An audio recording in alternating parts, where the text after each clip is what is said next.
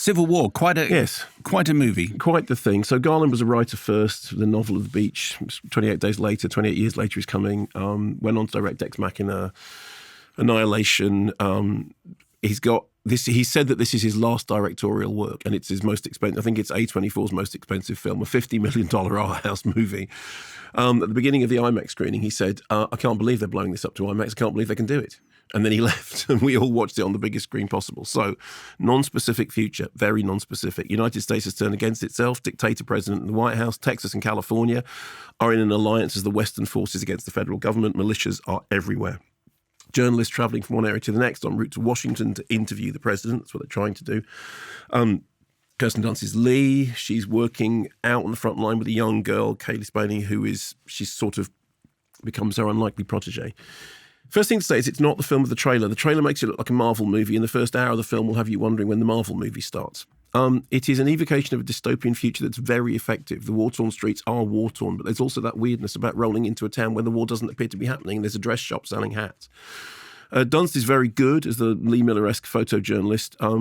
Don McCullum was mentioned that I said this before, but Don McCullum was my next door neighbour when I was a kid. His son, Paul, was one of my very best friends.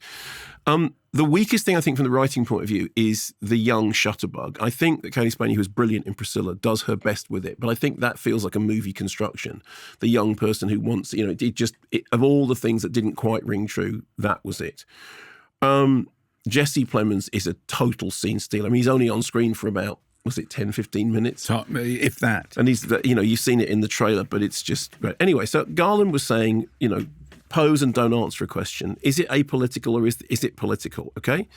He's said elsewhere that, he said in that thing, if you don't want to make a lecture or a fool's errand. And Robbie Collin of This Parish said that the film is neither anti-Trump nor anti-woke, which is pretty much right. The focus is polarization. The film deliberately plays its immediate politics close to its chest.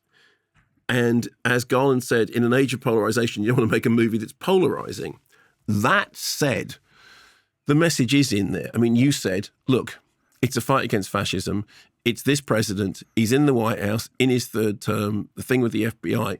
In the interview, you heard Alex say yes and Kirsten nodded. So that it was like they were relieved to actually say, it's not it is apolitical, but it's not really. Yeah. It's constructed in order to allow people of all political persuasions to find a way in. But I think it's not true to say it is apolitical. Now, I know that some of the problems with it have been, both sidesism, but I think that actually he does that quite well. It's very powerful. And I came out of it thinking, wow, that was really strong. I remember thinking about 45 minutes in, this is a lot slower than the trailer had suggested, and there is an awful lot of kind of character backstory, and some of it quite sort of movie character backstory. But once it really gets going, it's very, very strong. I don't know that IMAX was the best place to see it, because I almost feel like there's so much going on in the character and the dialogue stuff that it might be better to slightly step away, but I don't know. I mean, I saw it in IMAX and it looked pretty good, particularly considering the cameras they were using hadn't intended that. So, if you want to go see it in IMAX, sure, but I don't think it is apolitical. I think, as Alex Garland said when you asked that question, the fact that you asked that question kind of demonstrates that it isn't apolitical. So it's a very good evocation of a dystopian future world. It deliberately confounds people by having the Texas-California alliance. So who's going, sorry, what, which side are we on?